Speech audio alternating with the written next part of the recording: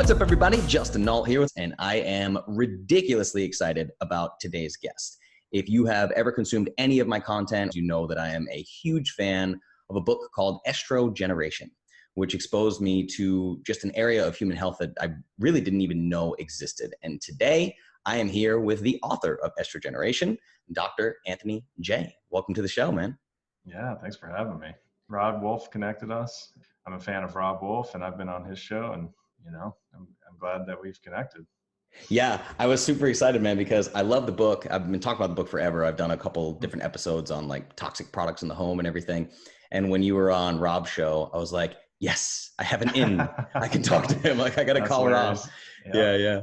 So I just want to start by just letting people know that I really think today's topic, what we're going to talk about is one of, like, when I first read the book, I mean, just cover to cover, I was blown away. I'm like, this is got to be one of the most undervalued pieces of what I would call like low hanging fruit for just drastically improving your health and wellness. Like, even your most aggressive plan at the end of your book, I think is totally within reach for most people. Right. So let's start there. Let's just assume that nobody has read your book and just kind of walk people through, like, what is an estrogenic and why did you feel compelled to write an entire book about it? Yeah, well, nobody has, like you said. I mean, it's crazy that there's all this information in the scientific research, and I mean these chemicals that I write about, they're called endocrine disruptors, and the specific class that I focus on are estrogenic ones that disrupt your estrogen, your testosterone, your sex hormones. And they're pervasive, man. I mean, they're everywhere. And I've got kids, I don't want to expose my kids. So to be honest, the initial push for me was to understand where these chemicals are just so I can avoid them. And then I realized, like, there's so many and they're so pervasive. Like, I got to put together a book because nobody else had. And scientists, when they do research, they become experts on just BPA, right? Which is one of these estrogen chemicals, or just phthalates, which is another one of these estrogen chemicals, or whatever, like, go down my top 10 list, right? And then that's all they talk about, that's all they focus on, and they can convince you like BPA is really bad, and it definitely is. And thankfully BPA is well studied, so it's really easy to convince people that BPA is a problem. Sure. Because it's thoroughly studied. Some of these aren't so thoroughly studied, and it's harder, but the writing starts to come out on the wall more and more clear as more and more studies get done. But the point is, nobody had compiled a top 10 list, so to speak, or a top 12 or whatever, just of these chemicals that are disrupting our hormones. And I think they're a bigger problem. there's a lot of chemicals out there that cause cancer or increase your risk for cancer. And that's a problem, obviously. Sure.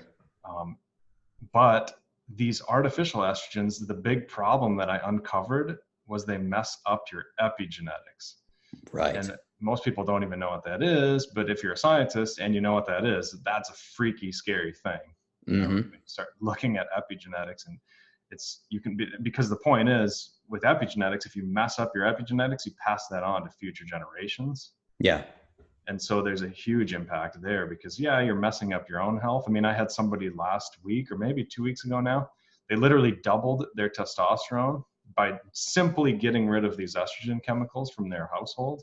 Wow. Like, it doubled it in a period of maybe like 6 weeks. He sent me this long email. Thank you. Here's my numbers. Here's the lab tests. It's amazing.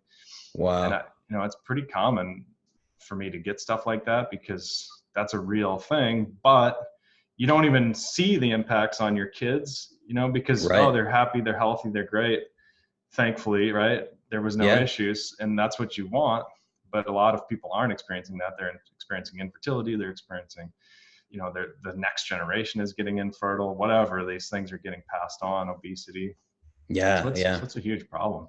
Man, it was huge too. I mean, you talk a lot about even something that seems not so scary and very, very common, like ADHD or hyperactivity in kids with these red eyes and things like that, The concept of transgenerational, this epigenetic thing that you talk about is staggering. And that's what's crazy about the book. It's like, one, I reread the whole book in preparation for this interview, not that I needed an excuse. Like, I love the book, but I forgot how funny it is. Like, you have like the like Johnny IP Freely in the public swimming pool and stuff. Like, right. Yeah, I forget too. It's funny.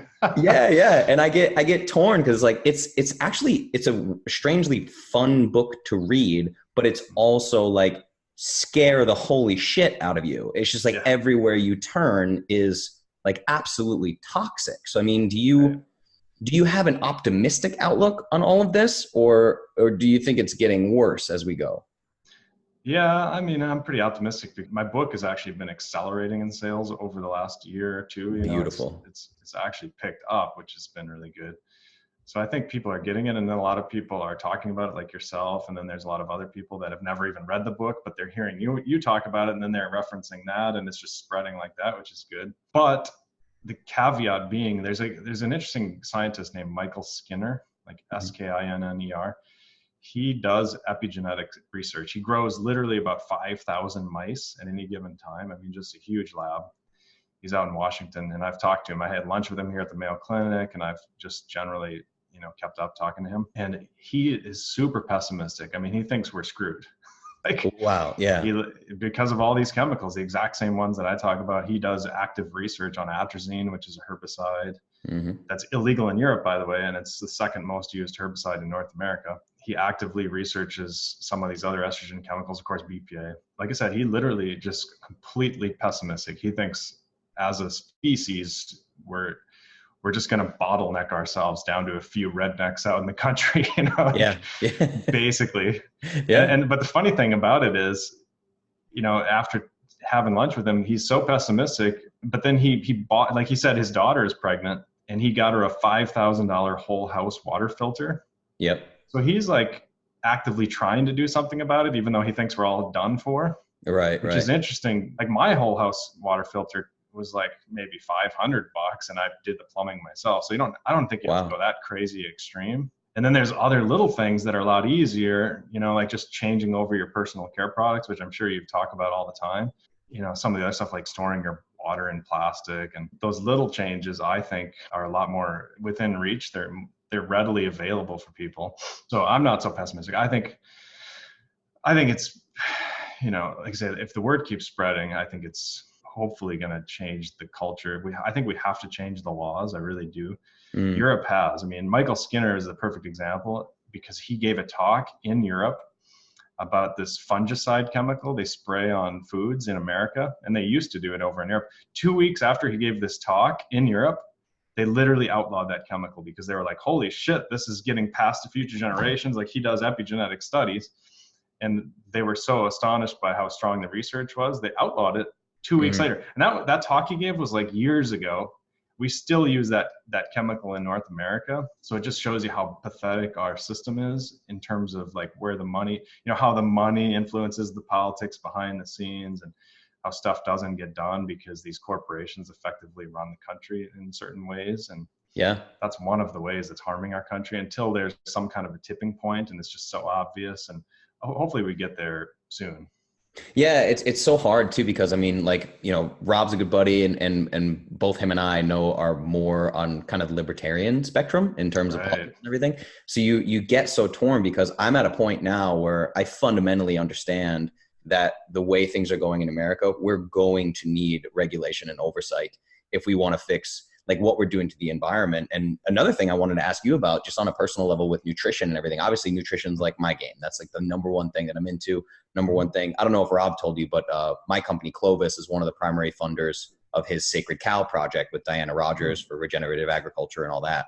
So we're trying to spread the word, but that's another question I have for you, is just how do you feel about the political climate is so scary right now, because we have, like, obviously this new red meat study comes out, this new grading system, and people freak out, and then people are pushing against that. But at the same time, there's pockets of people that are still like pro Eat Lancet dietary guidelines. And then Arnold Schwarzenegger releases the Game Changers vegan documentary. And like, so, I mean, where do you think that's going, public opinion wise? Yeah, there's a huge push for this vegan idea, which is really not based in science, unfortunately. It's weird too. It's almost hilarious. A couple of years ago, you probably remember when the American Heart Association president came out and said coconut oil is bad, like avoid coconut oil. The next day, I did a live stream podcast with somebody. Basically, he wanted me to jump on and say, "Look, tell us about this," right? And I said, like, this is a complete joke, like. Yeah. This idea that saturated fat is bad for you, first of all, just that idea alone is kind of ridiculous. If you really get into the science, the only thing they have going against it is it increases LDL. And so they're just assuming that increasing LDL is always bad, which is a ridiculous assumption. To lump coconut oil in with all the other saturated fats is also kind of absurd because it's these medium chain triglycerides. So like I basically went through all that and like we had this big discussion. So coconut oil is generally, it's outright healthy for you. And the super irony there was the American Heart Association president, literally like a couple months after he published that paper that was so influential, and such a blockbuster paper that everybody's citing all the time, he died of a heart attack.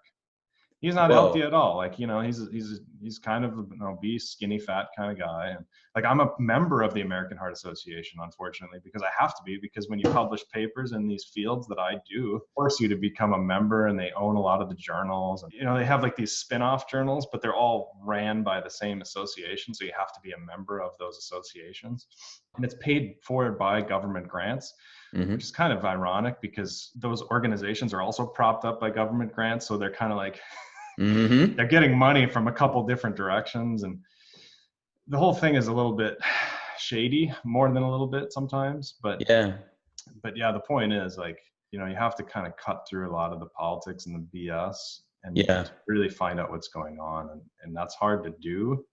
But at the end of the day, it's worth doing, and it's worth following important, like trustworthy people, not just some political messaging, you know, by people that don't really know what they're talking about, like that UN 12-year-old girl or whatever she was, like just screaming a bunch of emotional stuff. You have to find people that are actually healthy, you know, or at least trying to be healthy and really open about, you know, like digging into the research and talking to different people. And it's a mess out there, as you know. But I think the shift towards veganism is purely political. It's not based on actual science or real health. Man, I agree completely. And it's so interesting too, because it's not difficult. Like you said, like the fact checking today in 2019, like, you know, for good or for bad, we have access to a boatload of information. And it's like, you can just Google like Eat Lancet funding. And it's the same exact companies that were behind the food pyramid, like in 1991 or whatever. I mean, it's literally the same thing, just repeating itself. It's like when the government went from the food pyramid to My Plate. Like, this is the same thing with a different picture. They just keep doing it over and over and over. Actually, I didn't even plan to go here, but I forgot, in your book, you went pretty deep into, and if you can explain this to people, would be pretty cool. You're saying like how the study gets done. If you submit for a paper, you get to pick the people that review the paper, and they're your friends. And can you talk a little bit about that? Yeah. I did a whole chapter in my book about scientific bias and corporate influence and spin. Like, I thought my editors were going to actually take that chapter out because it's not really about estrogen chemicals.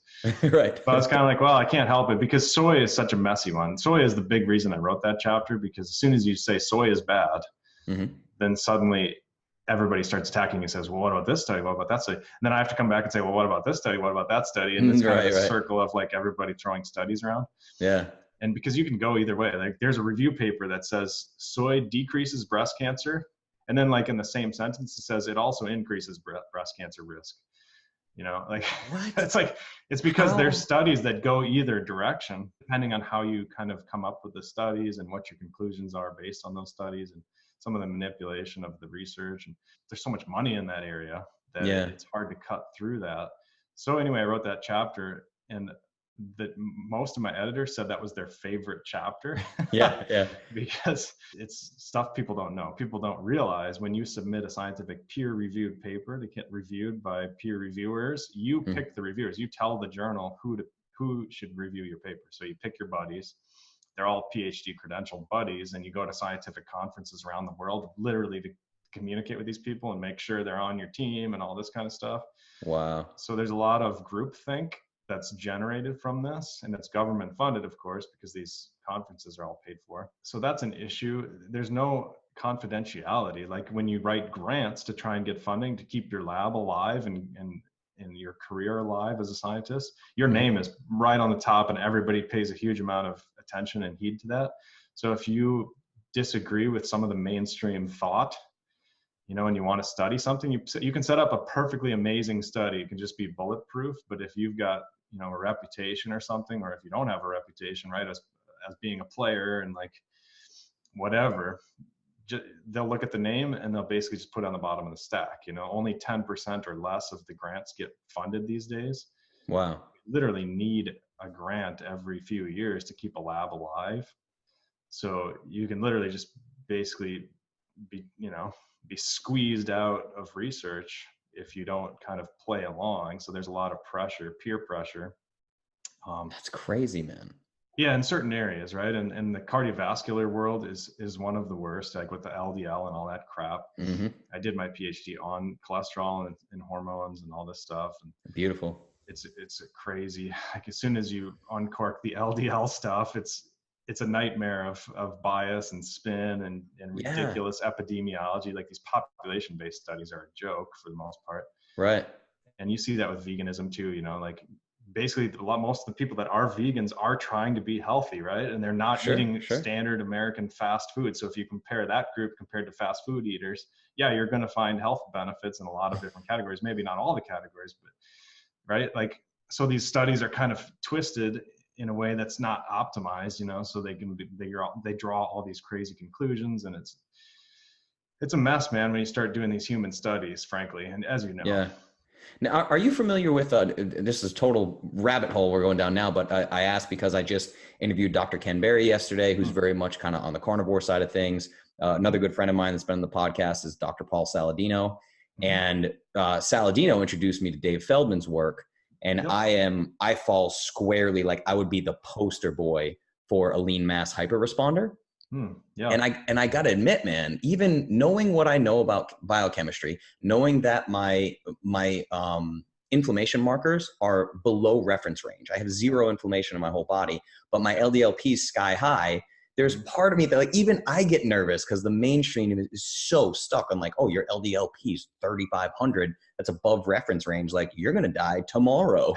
So like, I still get freaked out by it. So how do you feel about the kind of lean mass hyperresponder thing? Are you familiar with that? Oh yeah. Yeah. I've talked to Feldman. I talked to him for a couple hours one time. Actually, I was one of the people that kind of broke his story way back. I discovered him before he was even famous and before anybody else knew about him. Wow. Yeah, I did like a YouTube chat with him at one time, and I have it on my channel, like Chagrin and Tonic channel, just like the name of my book, you know, like the cholesterol thing, you know, cholesterol isn't the problem, right? In terms of atherosclerosis, plaque in your arteries, the problem is inflammation, as you know. And a lot of scientists don't know that. They don't seem to get it. And there's no question. I mean, there's just no freaking question. So where it gets dicey is if you've got a genetic issue and your cholesterol is like sky high. If you're not clearing cholesterol out of your body, which some people have, it's called familial hypercholesterolemia. And there's a few genes you can check and make sure you don't have that issue, which of course I do through AJ Consulting Company. The problem is if the cholesterol stays in your body a long enough time with people that are eating fast food and not exercising, usually those are the main candidates, then the cholesterol itself gets oxidized. It reacts with oxygen. And then it becomes inflammatory. So cholesterol itself can be a form of inflammation if it's high enough, or if it's just staying in your body a long enough time. Right? So is that the marker of oxidized LDL? Is that what you're talking about? You can measure oxidized LDL. Exactly. Most people don't. Most doctors don't. Have you ever checked yours? I don't know that I have. Paul may have, because I did blood work with Paul, so I'd have to go back and take a look at that. But yeah, I've never even checked mine, to be honest. But I mean, we do it in research labs. I've published peer-reviewed journal papers with oxidized LDL. Okay. But yeah, nobody checks it, unfortunately, right? I mean, for the most part, it's not going to be oxidized. There's different forms of oxidation. So cholesterol, like LDL, is a bilayer, right? It's like a ball, like a soccer ball. Okay. Right? Like the reason you have LDL is because cholesterol floats on water. Right. Just like butter. Like if you put butter in water, it floats. And your blood is like water, so you can't get cholesterol around your blood. So you have to put it in this ball that's wrapped around with these proteins like ApoA, ApoC, ApoB, apoproteins, ApoE, right, to get up in your brain. So cholesterol is super important for your brain. It's super important for all kinds of stuff. And it's wrapped around these proteins. It's this complicated thing. So it's not like, so measuring oxidized LDL, even that's kind of an art, and there's different ways to do it because there's different things on that soccer ball that can get oxidized. It's not like there's just one thing. It's not just cholesterol. It's got protein, it's got phospholipids, it's got cholesterol esters, it's got cholesterol, it's got free fatty acids, it's got all this stuff. And so all of those things can get oxidized, and they have different effects when they're oxidized. And you can see it's kind of a nightmare. So most labs don't even measure it, but most of the other markers are more important, like CRP and all those other things, Right. you know, like interleukins, interferons, TNF alpha, Yep. NF kappa beta, I guess, like some of these other things, again, which aren't even being focused on, they're not being talked about, they're not being measured except sometimes in research studies. And then when they do measure them, they realize, oh, that's the really important stuff that's actually causing plaque. Yeah. So again, you know, usually it's people that aren't exercising, that have high LDL, and they're eating a bunch of oxidized fats to begin with, which are like soybean oils and canola oil and all the seed oils, which are already oxidized to begin with. And then when your body packages those up as little LDL balls, of course it's oxidized because they were oxidized to start with. You know what I mean? If you start with crap, you're going to get crap at the end. Yeah. So that's usually the problem. It's not people that are eating healthy with high LDL. Right. I'm feeling so selfish right now because I'm like, I could go down this rabbit hole forever because it's just, I mean, I went to one of the first guys I worked with was Dr. William Cromwell, who actually Rob Wolf introduced me to as well. And he thought that I was FH. He's like, I think you may be FH. My dad went out there, us together. We're like exactly the same. Our numbers are exactly the same. Like my total cholesterol is like 545. My LDLP is over 3,500. And then I experimented with carnivore a little bit, but through genetics testing, I know that I have a homozygous gene, a SNP for hemochromatosis. My iron levels through the roof. So I'm like, there's a little bit of wonkiness here where I'm like, man, I think I need AJ Consulting. You should do your DNA. But do you donate blood then? I would worry about the iron for sure. Yeah, I need to donate blood. I haven't. It's been a little bit tricky in the past just because in the last several years, like I have tattoos and they make you wait like over a year or something after you get a tattoo done so I actually couldn't donate blood for quite some time, but I can now. I'm past the threshold. So I definitely probably at least quarterly at this point. Yeah, you should read some of Joseph Mercola's stuff on iron. He does a really good job of like telling people what the optimal ranges are and what the different blood tests, like there's transferritin, there's ferritin, there's GST, and there's all these different. And he does a good job of saying, okay, here's what the health recommend. It's like vitamin D, right? It's like, here's what the average American is, and here's what they'll tell you is normal, but in reality, here's what's optimal, right? Yeah. Two different things. So it's Absolutely. like you might not be getting flagged by the doctor, but yeah, iron is oxidative, right? It's just like on iron, like pipes get rusty, right? Like because they react with the iron reacts with oxygen. Red blood cells are in your body carrying oxygen around. So if you've got high iron, it'll react with the oxygen and cause damage to your arteries. It's the same concept. So that damage is a form of inflammation, which is the root cause of plaque. Right. So that would be more concerning to me than even the LDL. Yeah, absolutely. But so that inflammation wouldn't show up on typical like a C-reactive protein or homocysteine or something? No. Oh, I see. Yeah. So that's definitely worth checking into. Yeah. Lower your iron for sure. Okay. At least if it's high, right? If it's high on the medical ranges, then it's definitely high. Yeah. Oh yeah. I think those are already a little bit, are already a little bit too general. Just like testosterone, it's like 250 to 1,000. It's like, well, what the hell does that mean? Yeah. Like, that's not really optimized, to be in that range, somewhere in that range. Man. Yeah. All right. We could dig on that forever, but so I do want to get back to what the topic at hand when we were talking about politics and everything.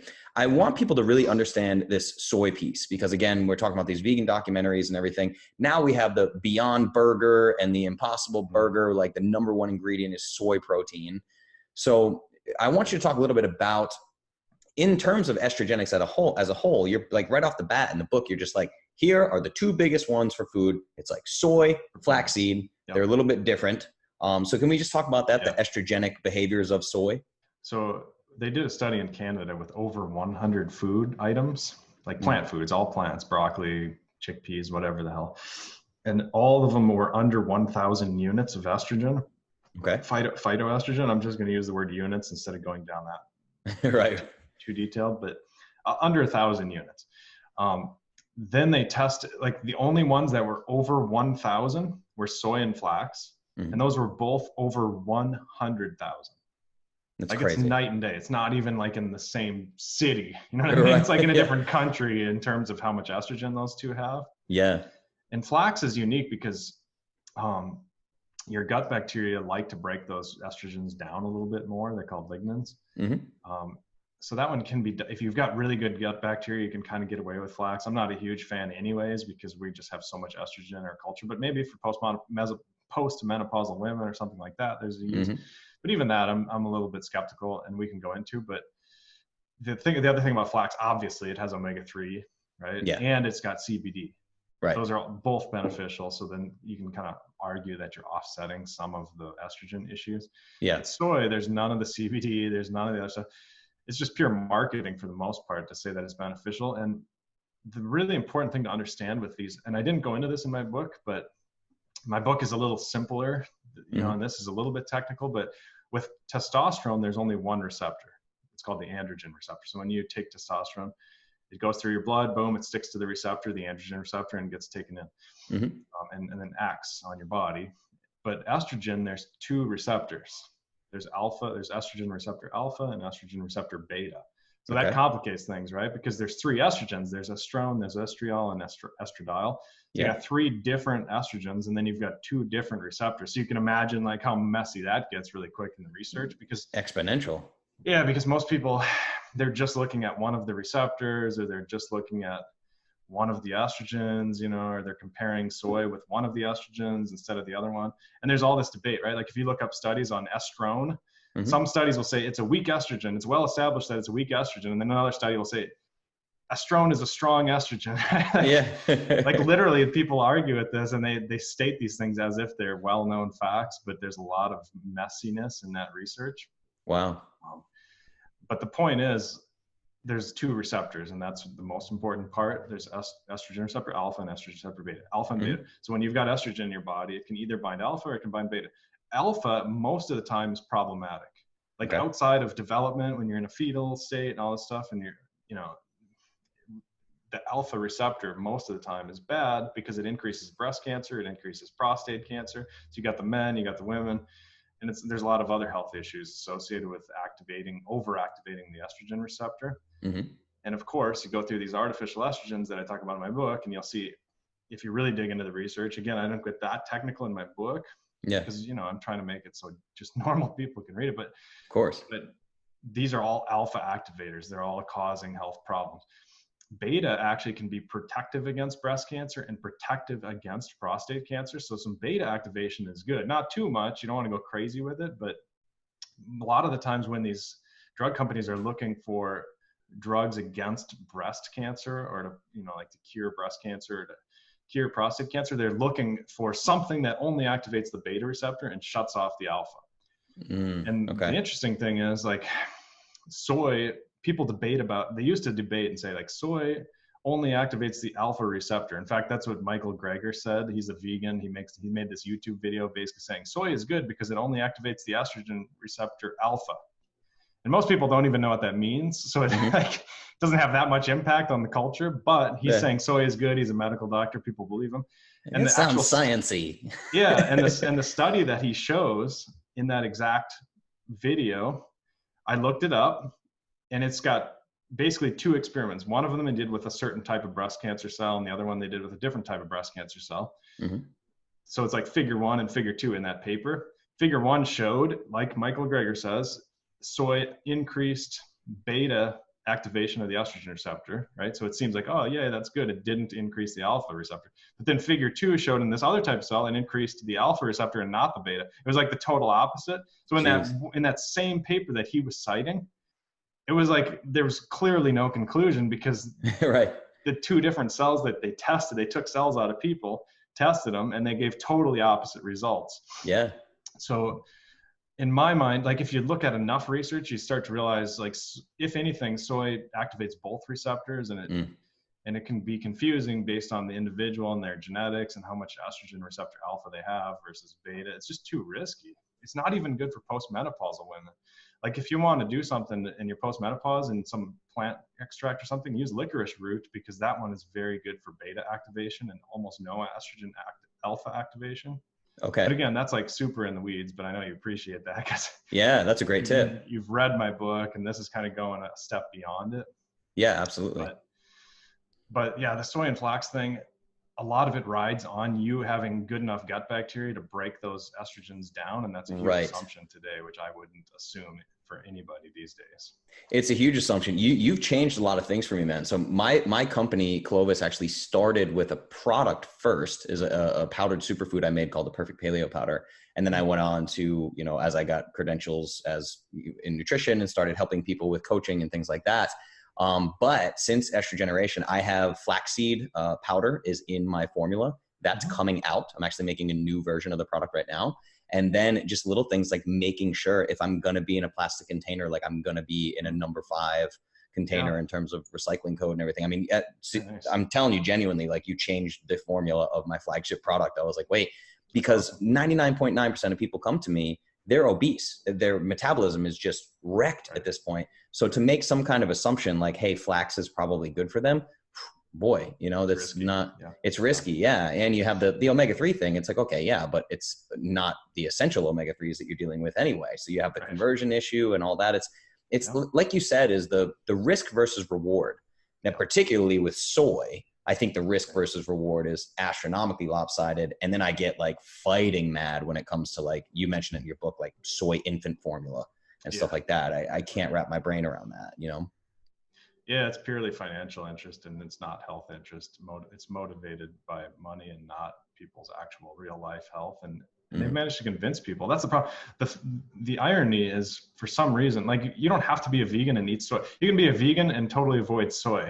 It's for sure. It's not like it's part of the, like you have to sign some religious document that says if you're a vegan, you have to love soy. But it's, but it seems that way, right? Like every vegan you have ever talked to, they're massive soy fans, and everything they're eating, like 3 times a day, they're eating soy. And right. And that starts to beat down their health eventually. It takes a few years most of the time, depending on how your genetics can handle it, but it gets you, you know, people, you got to be careful about you know, if you're a vegan and you're listening to this, you know, like don't be too dogmatic and don't be yelling at people, because 2 years from now you're going to be shifting and you're going to have to apologize for all that, you know? It catches up with you for sure. And I don't know if you've seen this with your consulting company. I know with me, I've actually had many vegans at this point come to me and change, like, hey, I want to explore this eating meat thing. They come into Clovis, and I'm telling you, man, like the hardest cases of human health to untangle are ex-vegans, in my opinion, like hands down. It's the digestive stuff, you know? Yeah. I mean, your digestive system is just full of stem cells, and those ones definitely get, you know, wrecked with the epigenetic changes, and that can last decades, you know? Yeah. And of course, with the glyphosate too, and all the herbicides. I mean, glyphosate is the world's number one antibiotic. You know, it definitely, it'll mess up your gut bacteria. So yeah. You know, that's not helping anybody either. I had a quick question. I can't remember if it was in your book. Do taxpayer dollars subsidize soy the way we do corn? Yeah, for sure. Yeah. Okay. I don't know about the way we do corn, because the corn has gotten into the petroleum industry, but it definitely subsidizes. I'm not sure of the extent anymore. Okay. But corn is like 27, I think it's 27 billion a year is going to corn right now, just from taxpayers. I don't know what soy is, but it's crazy. I don't know off the top of my head, but yeah. It's too bad too, because there's so much more risk in growing good, healthy foods, you know? But it should be the other way around. It should be like, well, if you're going to grow these, you know, these high volume, high yield, low nutrition foods, right? Yeah. You know, it should be more risky to do that, but of course, and that's the Sacred Cow project with Diana Rogers and Rob. Why I got behind it instantly. I was like, I'm going to write you a check right now. It's just regenerative agriculture. Like, we have to teach the world about it. But so the other question I have for parents really in this too, because like the soy thing is really tricky. I have had personal friends of mine, because I'm 33 now. So like my friends back home are popping out all these babies, and like one of my buddy's babies had a dairy allergy. So the first thing the doctor said is like, you need to switch to a soy formula. Luckily they knew me, we talked about it. I think they ended up getting a new doctor because of that recommendation and everything. So it went well there, but there's so much to untangle there, particularly for parents. And one disturbing thing I want to touch on is there's a lot of people in Clovis, and I get there's a lot of people all over the world that are this way now, that are like huge fans of like, you know, naturopaths and like essential oils and holistic medicine and all that. But then I see, you know, there's a lot of mamas out there that are like curing ear infections and sore throats and stuff with essential oils. And they're like all on board with Estrogeneration, and I'm telling them about your book and everything. They're all on board. until I tell them about lavender. Right. Dude, you would think I like punched their kid in the face. Like they get so defeated. They're like, I have lavender and everything. I sniff it before bed every night, you know? Right. Can you talk about lavender in kids? Oh, for sure. Yeah. I mean, how paleo is it to like extract lavender essential oil like at like 1,000 times the concentration and then put it on all this stuff? I mean, it's not something our ancestors did. And, you know, at a reasonable dose, you know, it's probably fine. And once in a while, it's certainly fine. But it acts like estrogen. I mean, there's pretty clear evidence in the scientific research that I always get pushback on this one too. That's why I'm kind of laughing, because I'm doing a book club. I think it's next week in the Twin Cities in Minnesota for a group of people. And that's the big concern there, is they're like, oh, what about lavender? I see it on the Facebook page that they have. They're all arguing about lavender. Yeah. It's crazy. They're religious, man. It's like, so it's like, first of all, if you're that obsessed with lavender, just go ahead and have your lavender and just get everything else, and you're doing 90% of it, right? But, or maybe whatever, you're still winning if you get ahead of some of these other ones. Yeah. But the thing that people tell me is they're like, well, my version of lavender is good, right? Like it's properly purified or whatever. But the thing is, like, you could pretty much say that about anything. If you're going to go that route, you're going to say like, well, this study with protein powder, whey protein or whatever, isn't my version of whey protein, so I don't really trust that study. You can pretty much literally void every single study out there if you're going to take that approach. Of course. And like, obviously there is issues if you've got some kind of some kind of a adultery in your product. Mm-hmm. But they've had multiple studies with lavender essential oil. They use 100% pure lavender essential oil. And there's different brands that these different studies have done. It's not like all the studies from all these different labs are using the exact same product. They're using different brands and different products. They're all finding that it acts like estrogen. I mean, that's the key. And it is anti-inflammatory, so it does have benefits, but it's a yin yang, right? There's other things that are anti-inflammatory that don't bring the estrogen along for the ride. So you'd probably be better off to do that, in my mind. But if you're, like I say, if you're super stuck on the lavender thing, more power to you if you're avoiding all the other ones. Yeah, I agree. I guess the thing that I wanted to chat about was you had one Instagram post, man, like a few weeks ago. That was super disturbing. It was like kids, boobs. Like little boys, like developing man boobs from lavender products, right? Right. Oh yeah. I mean, that's absolutely true. That was like a clinical medical doctor who sees this all the time. And it's pretty common if you know doctors who actually work in this field. Okay. The study, for example, one of the studies in the New England Journal of Medicine, they had kids that were getting breast development, right? They were going into puberty at like 1 year old. Wow. And then they pulled the lavender out of all their products, and then their breasts like went away. It literally reversed, and then they went back to normal. Like magic. Yeah. So it's like, obviously those people kind of have special genetic issues where they're not clearing estrogen as well as other people. And and that's one of the things I get a lot of times. Like, well, my kid didn't grow boobs when we did lavender. Yeah. It's like, yeah, but he's still getting estrogen, right? Right. Like, yeah, he's not getting on the far extreme of that scale, but it's like, how much estrogen are you trying to walk that line, and push him in the estrogen? Right. So you don't want him swimming in estrogen just because his genetics can deal with it pretty well. Right. But yeah, the mistake I made with that picture is I put the picture up, which was actually from the clinical journal and all of this. I think I put 3 pictures up. Yeah. But then I also copy and pasted a bottle of lavender shampoo on there just to like make it obvious, like this is lavender. But the picture I chose from Google is literally like dog shampoo. If you read it really close, if you like zoom way in and you look at it, it's like it just says the word lavender really big, and that's why I picked it, and I just slapped it on there and then posted it. Yeah. But all of these people are like, what the hell is this? This is dog shampoo. I'm like, yeah, but it's just a picture. And I got so much pushback, and it's like, well, I can't pull the picture now because I got all this great like discussion. People are talking about it. Yeah. I don't want to start over from 0 likes, and then like, who knows if anybody's going to see it, because it's a really important image to get out there for just because it's powerful. The pictures were scary, man. I was like, at first I was almost like, what's wrong with Instagram? Like, this is a disturbing picture. Like, wait, these are children. I was like, child what? Porn. Yeah. I was like, what the hell is this? But that's so social media too, though. It's just like, oh, we're going to pick apart the dog shampoo to completely ignore this valid point that you have made with this amazing post. But yeah, it's really scary, man. I was thinking about it. just kind of the direction to take this conversation in. But I think that it leads right into it with that, with the man boobs and these kids, and and we talked about it a little bit with reference ranges. So another disturbing thing that was in your book was you talked about early onset puberty. And I just want to make sure parents are aware of this, like how drastic this is and the craziness of the mainstream wanting to lower the normal age or the lower reference ranges. Can we dig into that? Yeah, I mean, I cite the paper, the clinical paper in my book, of course, and it's basically, so they've done this with testosterone already. I mean, the normal range has just dropped and dropped and dropped because as a culture, our testosterone has dropped and dropped and dropped. So a lot of people, just stepping back for a minute from your question and going to testosterone, a lot of people, you know, they talk about how your testosterone is the age of, it's like the equivalent of an 80-year-old's. Yeah. Right? Yeah. They say like as you age, it goes down. So that's pretty normal. Now that you're 60, your testosterone is in the tank, but that's pretty normal. You get that a lot. There's a lot of studies that show that back in the 80s and 90s, but they were smaller groups of people. They're like 20 people, 50 people, whatever. Okay. They've done studies now with like thousands of people, like literally 5,000 plus people. And they show that as you age, your testosterone does not go down. Wow. Like it of course spikes up in your 20s or when, 18, 19, 20, 21, whatever. And it goes down a little bit and then it stays level for the rest of your freaking life. Now, your free testosterone does go down a little bit. So that's a valid point if people actually distinguish total versus free, but your total doesn't go down as you age.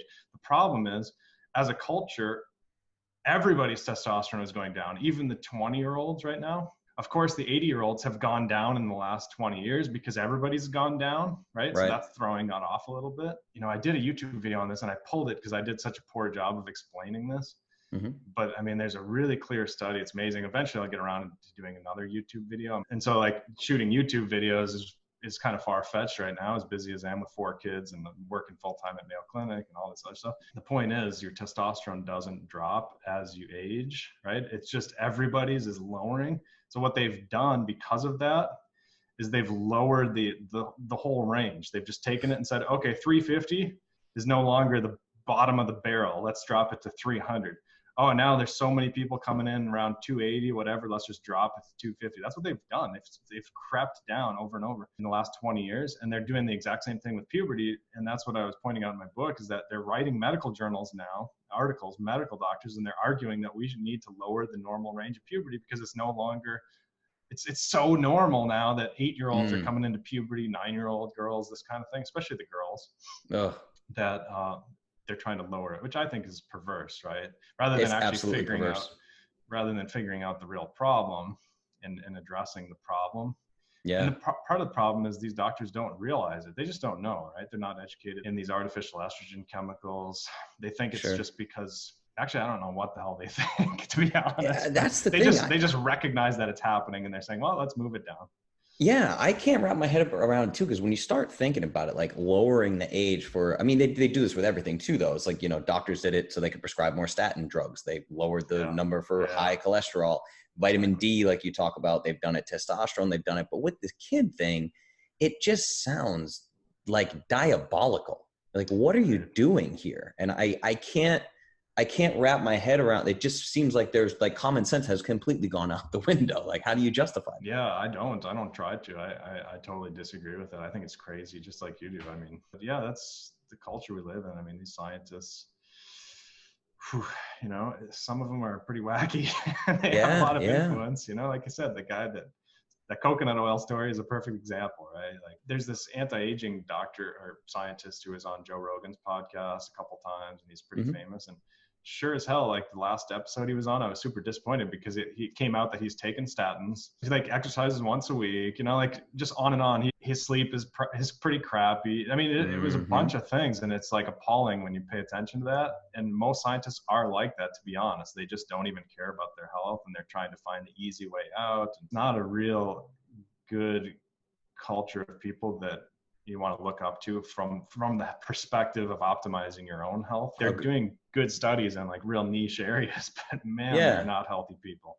Yeah, it's like, thanks for, telling me about NMR and NMN. This is super fascinating. I like hearing these studies of worms whose lives, like I read his whole book, so I don't want to just tear the guy apart, but I read the book and was stupid disappointed. I mean, when listening to him talk about nutrition makes me want to put my head through a wall.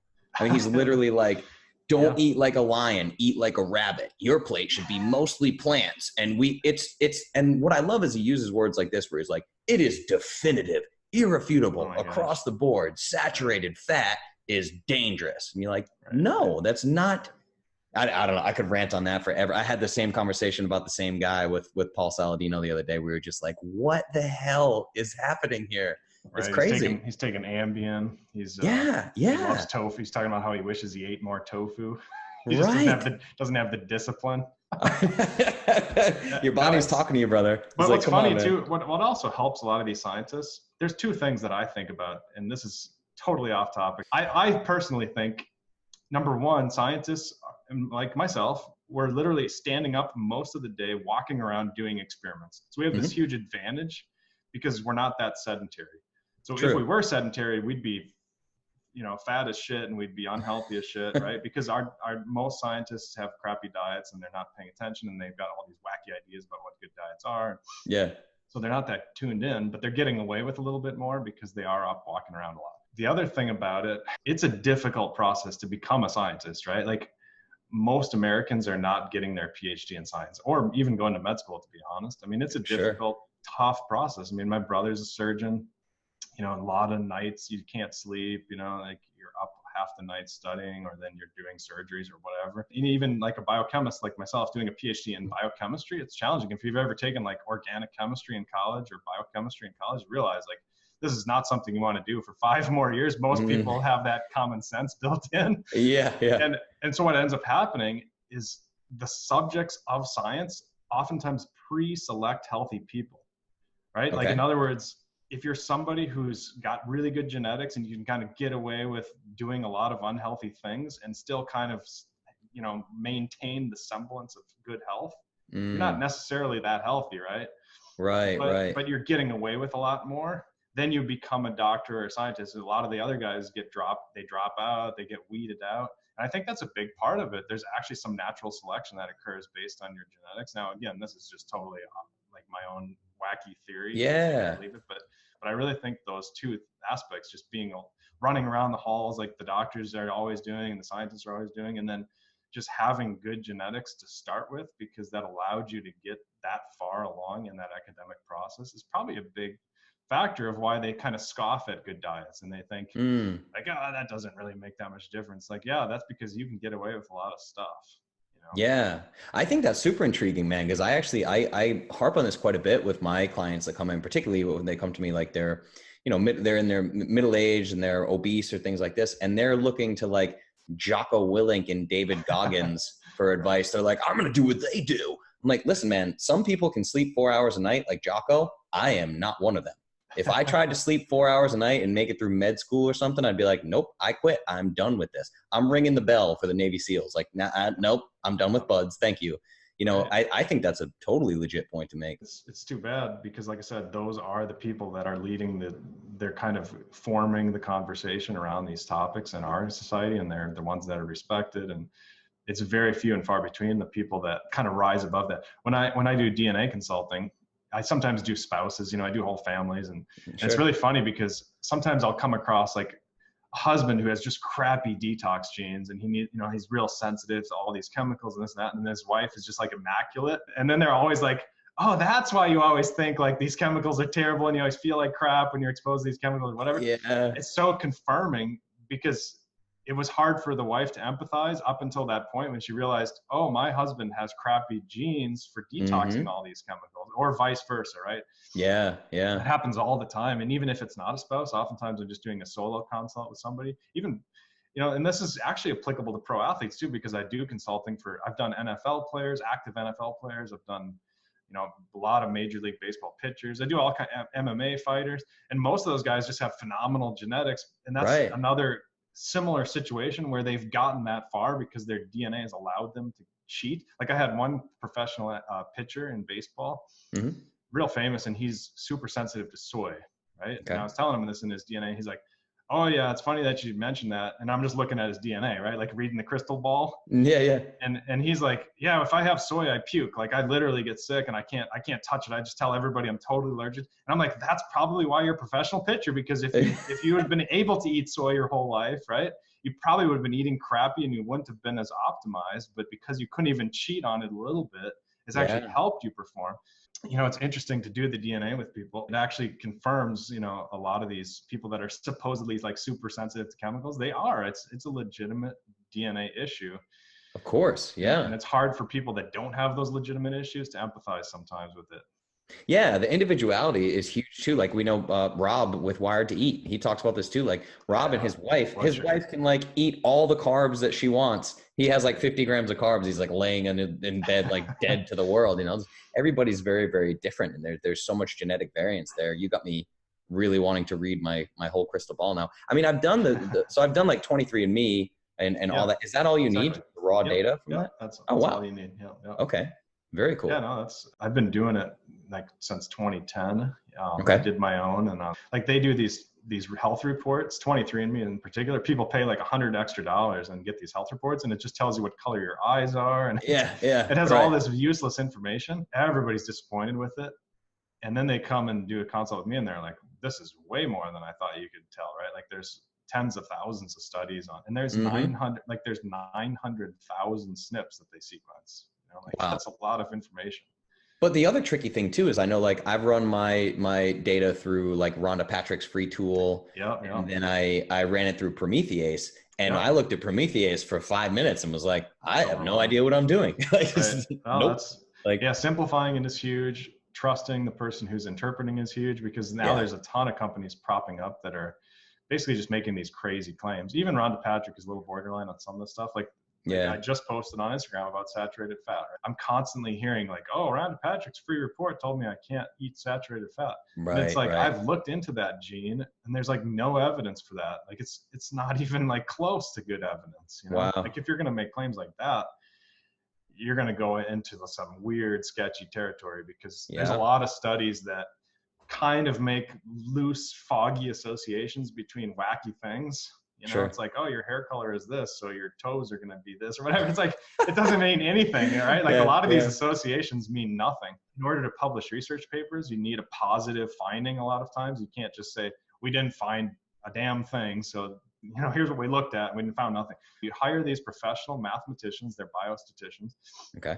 And they just poke around through the numbers until they find something that is associated. And then you publish that. It's like, well, we didn't find anything, but we pulled out some random association. It's not very strong, but here's what it is. Like that happens all the time just to get published.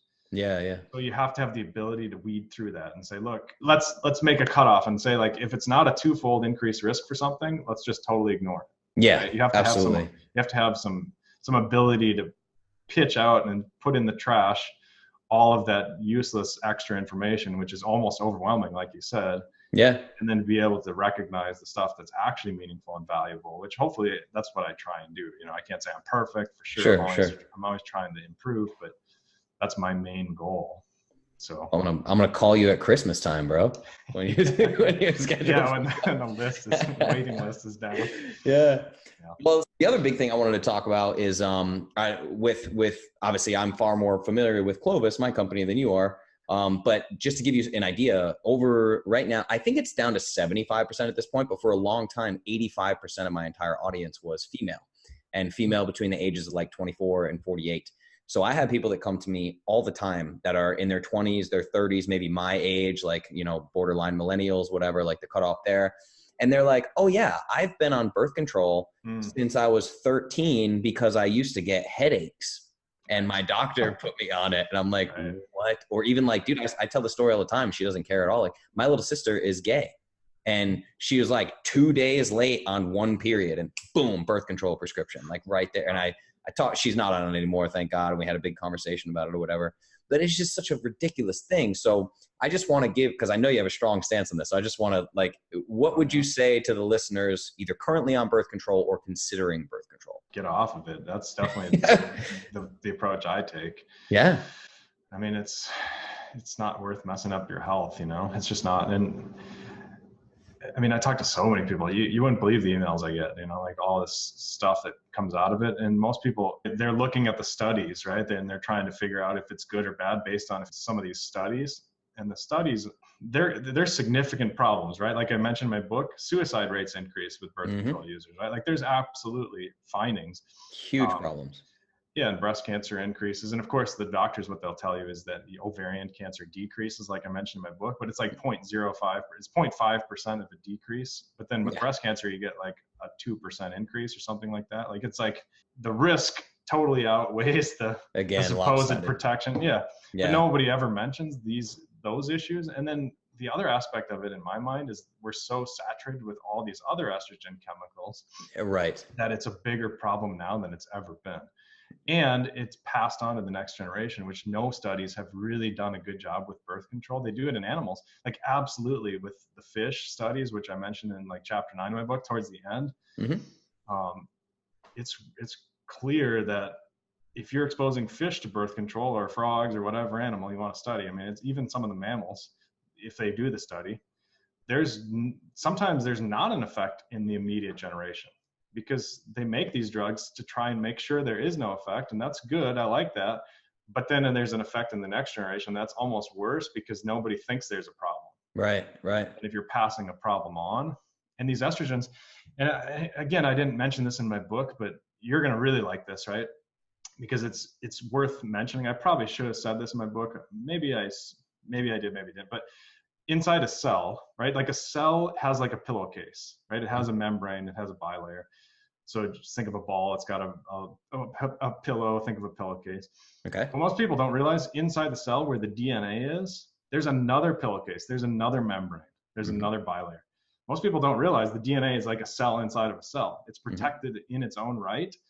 And when estrogen chemicals come into a cell, a lot of hormones go into a cell. It's not that big. It's not that shocking that a hormone can get into a cell, or BPA or atrazine or all these artificial estrogen chemicals. It's not that shocking. But what is really unusual about estrogen, not only does it go into the cell, and testosterone, by the way, the sex hormones, they go into the cell, they also go into the DNA. They go through that membrane. And that membrane is a lot tougher. It's more locked down, because we're talking about DNA. You got to protect the hell out of your DNA, right? Because you don't want that to get all screwed up.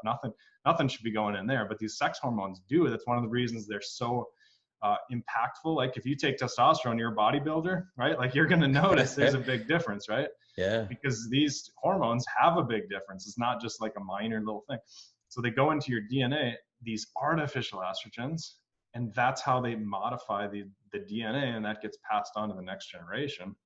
And that is epigenetics that you're talking about now. Exactly. Epigenetic changes. Yeah. Okay. And the thing that was super interesting, again, not in my book, and because it's too technical, but when you change the epigenetics a lot, most of the changes happen on the letter C on the DNA. They have A, T, G, and C of 4 letters of DNA code. And one of them is letter C. And almost like, I would say like 60 to 80% of DNA mutations happen on that same letter. Okay. So there's actually, Michael Skinner was the one that told me about this in person. There's actually an argument to be made that if you change the epigenetics enough, it literally will cause a DNA mutation, actually give you a DNA mutation, which is hundreds of generations long, right? So you're changing, initially you're just changing a couple generations, and you're hurting like your kids and your grandkids and whatever in their health. Yeah. But then you start to actually impact dozens of generations if you actually make a DNA change. And again, that's not super well established, but I think it's legit. I've seen the research on that, and that's again too technical for my book, and maybe most of your listeners aren't even quite grasping the implication there. But the point is, when you got something going into the nucleus, going into the DNA and changing it, including birth control, right? Then true, man, you want to avoid that. You want to be cautious with that. Well, I love that you said it, because one, I am not a PhD biochemist, but I do a lot of the live videos I do, these Ask Me Anythings, and inevitably it came up, my stance on vaccinations. And I said, listen, it's just this thing, in my opinion, this is the topic that we should be talking about in terms of transgenerational epigenetics, because you have these systems where, my dad in 1959 was vaccinated as well, and his little baby immune system seemed to handle it well. If you really just look at what's happening here from a common sense standpoint, it's generation after generation, we're more and more made of glass. Our immune systems are destroyed. Right now, they're testing 200 plus chemicals in the umbilical cords of babies being born. Yeah. You know, so fake, it's not artificial, like never found in nature chemicals too. It's not like, yes. it's not like creatine. right, exactly. Yeah. It's like, it's These stuff that babies our have bodies have never seen before. yeah. It's not like these babies have abnormal vitamin D. You know, it's like, no, this is crazy. And that's, so you can be pro anti-vaccination, whatever. It's just the matter of you're putting a substance into a child and hoping that their immune system can handle it. But they're being born at a disadvantage right off the bat from probably 3-4 generations ago now, you know, like just depending when agriculture began and how much wheat they were taking in and crops. And obviously, you know, 200 years ago, we weren't dealing with glyphosate or anything, but it's just getting worse and worse. It makes perfect sense to me that there's hockey stick growth in ADD, autism, ADHD, all these things, you know? Yeah. I've eaten lunch with 3 different Nobel Prize winners. Whoa. And and I always ask them the same thing when I eat lunch with really interesting scientists, whether they've won Nobels or not. But in particular, I'm thinking of these 3. I've specifically go out of my way to ask them, okay, what's the next big thing in science? Like, give me like 3 areas that are going to be like the future of science, right? Epigenetics, for example, is often cited, right? Mm-hmm. Or another question is like, what are the areas that we really don't know anything about? We're just barely scratching the surface and they're just going to blow up, right? That's another way of putting the same question. Mm-hmm. Every single one of them, they usually, like I say, they'll name 1, 2, or 3 somewhere. Usually I try and get them to say like 3 things. Yeah. Just for my own kind of directions and thought. Every single one of them talk about the immune system. Like we know nothing about the immune system. We think we do, but it's super, super complicated. We're barely scratching the surface. I mean, the fact that we know so little about the immune system and we pretend, like if you talk to vaccine scientists, all they know about is like how to make a vaccine or like, or they're one limited little aspect of it, like a part of a vaccine and they're super expert on or whatever, but they don't really know the big picture. Just like most of them don't know anything about health. Right. If they're being honest, but most of the time they won't admit to that. It's the same with the immune. If you ask them about the immune system, they'll be like, oh, it's exactly what you were saying with that. Well, I guess we were off the air when we were talking about that book and this scientist who was on Joe Rogan's podcast. But, you know, this idea that like, oh, it's all super well established. It's all, what was the word that you said? Like he says it's irrefutable. It's like irrefutable, not debatable. Right? Like it's like, oh, we know everything about the immune system. This is all irrefutable. And but if you talk to these Nobel Prize winners, and again, they don't have to worry about their careers. They've got plenty of money and speaking events and all this stuff up the wazoo and all this money from whatever they're doing. They'll tell you honestly, we know nothing about the immune system. So how risky is that? You know, absolutely. It's a big risk to try and say that we know everything and it's all perfect. No, and that same scientist too, man. I don't know if you read his whole book, but in the book, he has a whole section that's like, basically, he's like, if you are an anti-vaxxer, like you're a complete piece of shit.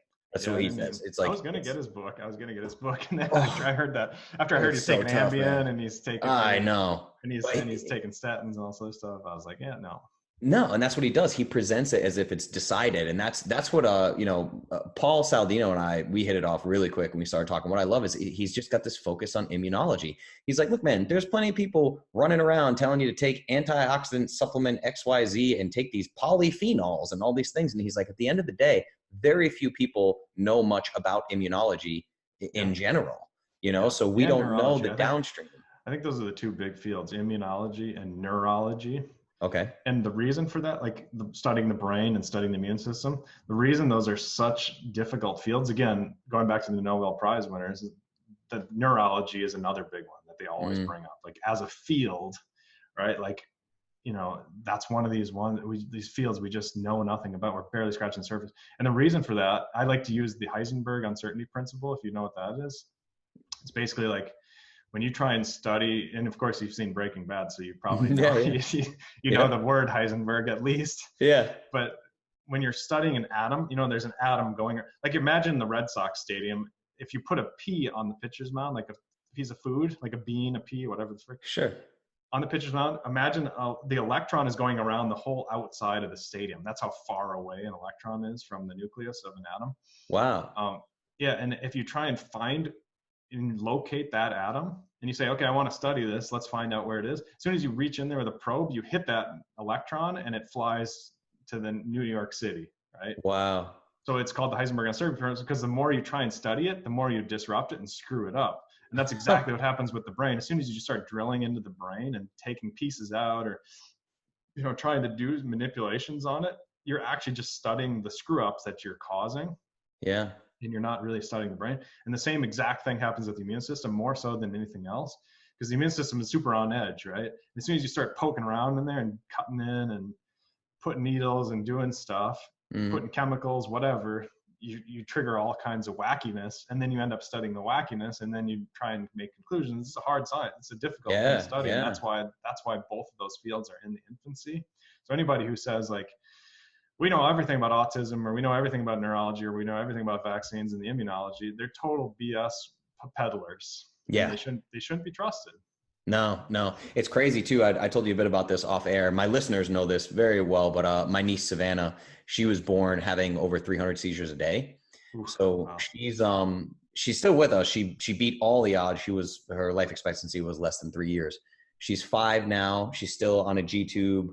She's 100% disabled. She's just considered vegetative, but she has something called KCNQ2, which is a protein malfunction in the brain in the sodium transport chain or something like that. Yeah. And she's one of like 96 living cases in the world. Wow. So over the last 5 years, I mean, my brother, his wife, all of our family and everything, like between like living in the pediatric ICU, going to the Cleveland Clinic, talking to the Charlie Foundation, talking to these neurologists, I am certain that this is an area of expertise that we really are just scratching the surface on. They kind of put their hands up like this all the time. Yeah. You know? You have to, if you're being honest, like you're saying. It's hard to find people that are being honest these days, especially in the Instagram culture, the Twitter culture, at least, where everybody's being inflammatory. You know? And I'm guilty sometimes myself, because it's hard to get the word out. It's like, look, these chemicals are terrible. It is established. Like, I don't get as much kickback as I thought. When I wrote the book, I thought I was going to get a lot of kickback from scientists. Yeah. Who are saying like, oh, soy is healthy and this and that. But most of the people, they close their office door and they're saying like, look, you're totally on. I just don't want to say it publicly, right? Or whatever. Yeah. But I've had a lot less, almost zero, disagreements with actual scientists on this. And initially, I thought it was going to be the total opposite. Yeah, that's amazing. It's great news. And I think the big thing to push the conversation forward and really get people to pay attention, it's like I find this with parents. Their parents are like, I want my teenagers to eat healthy, but they won't listen to me. And I'm like, well, don't talk to them about wearing skinny jeans. Talk to them about the fact that their face is broken out in acne and they don't want that. Like, you need to hit their pain point. So one of the things I want to talk about that I thought was amazing in your book is, particularly since we're talking about genetics and all this stuff, is this idea of the fat switch. And I think it's PARY. Is that what? Gamma. That's a Greek letter. Yep. Oh, gamma. Okay. PPAR gamma. Yep. PPR gamma. That's peroxisome proliferator activated. R is response element. Okay. In case you needed to know that. Yeah. Thank you. Now, PPAR gamma it's like a master regulator for fat, right? Okay. For your metabolism. And you describe it like a light switch in the book. Exactly. On and off. Yeah. Yep. So that's one of the reasons, like, a lot of people, they get on birth control and their body starts storing, they get fat, Yeah. And most of them don't admit to that. But it's amazing how many people pull the plug right away. They get on birth control and then they realize, oh, I'm getting fat. And they stop and then it goes away. Like, they catch it quick enough, and then the doctors don't include them in the studies or whatever, because they got off of it right away. And obviously they're not going to stay on it if it makes them fatter and fatter and fatter. They're smart enough not to do that, whether it's for a study or not, right? Like, you're just not going to do that to yourself. But for some people it's more subtle and it's less obvious, but over time it happens, right? And some people it's pretty immediate, but yeah, all the other chemicals do the same thing. Yeah. It's a fat switch. I mean, that's what estrogen can do. And the reason for that, when a woman is pregnant naturally, her body stores more fat. And that's a good thing. Like, that's an adaptation, because our ancestors didn't always have access to food. So fat is the most efficient storage form for energy. If you don't have enough food, you want some fat there so you can burn that as energy when you're not eating, right? And especially when you're pregnant and the fetus is there. So when you're pregnant, your estrogen goes sky high and you store more fat. It's just a natural thing. You flip that fat switch on. And that's good. Rock on. You've got food, you've got energy in case you can't find food. Now, of course, these days we don't have that problem, but we still have the natural fat switch that gets flipped on. Gotcha. The other thing that happens, you get a lot of breast development during pregnancy, right? Mm-hmm. And these artificial estrogens oftentimes will bastardize that process, and you get breast cancer, right? Or you get man boobs in men, or you get early puberty or whatever. Similar, like fertility, obviously there's fertility changes, there's infertility with these estrogen chemicals. I mean, just going down the list and thinking of like the natural processes that happen with pregnancy, and then how these artificial estrogens mess up those natural processes is a good way to think through it. Okay. Because almost all of the health issues, like the depression too, right? Like think of postpartum depression. You throw off your estrogen and you get depression. That happens all the time with, like, for example, children that have higher BPA in their urine have much, much higher levels of depression. Wow. And so there's so many studies like that. You know, the best you can do is associations, because you're not going to dose people with BPA. You're not going to inject BPA into them and say, like, let's see if we get depression on this guy. Right. You certainly get stuff like that in animals, and you can do that and you can see it on and on, right? Like all these health issues kind of reflect the natural healthy thing that happens in pregnancy, but it's like a perversion of that. And it's like a problematic misappropriation of that. Yeah. It's like serious dysfunction. Exactly. Yeah. So the main takeaway that I want to give listeners and everything is you actually give a step-by-step approach on what people can do, obviously clearing these estrogenic compounds and chemicals out of their house. And then you even dig into some really cool fixes in the book, things like sauna. Like I have a near and far infrared sauna in my house that I use every day. So that made me super excited. I was happy about that. But I really just want to give people an idea of how can they connect with you? How can they find your work and just learn more about this super important topic? Yeah, thanks. I mean, AJ Consulting Company is kind of my main website. I know it's a terrible URL name because you got to actually put the word company in there. You have to say ajconsultingcompany.com. And that came up actually because I used to design viruses for the government. When I was doing Alzheimer's research, I used to create viruses from DNA. And then we would inject them into mouse brains and stuff and try and cure like versions of Alzheimer's in animals. Yeah. So they needed me to make a company to be a contractor for the government. So I was like, I just put this down on paper, like, oh, AJ Consulting Company, let's just go with that. Like on the spot, you know, now I'm stuck with it. Yeah. So that's by far the best way to find everything that I'm doing. Okay, great. Yeah, obviously you're active on Instagram. I'm going to link to all this in the show notes. You also, man, I got to give you kudos. You do a great job of, you have that page of products that you actually use. Right. I know like you're not affiliated with them or any of that. It's a super useful page. So I'll put all that in the show notes and everything. And man, I want to pick your brain for 6 more hours. I really do. But thank you. I know I've taken a lot of your time, man. I appreciate it. Thanks for having me. It was fun. Yeah, of course. All right, man. So we'll stay in touch. I'll put all your stuff in the show notes and we'll get people all the info they need. Thanks, Justin. All right. Thank you.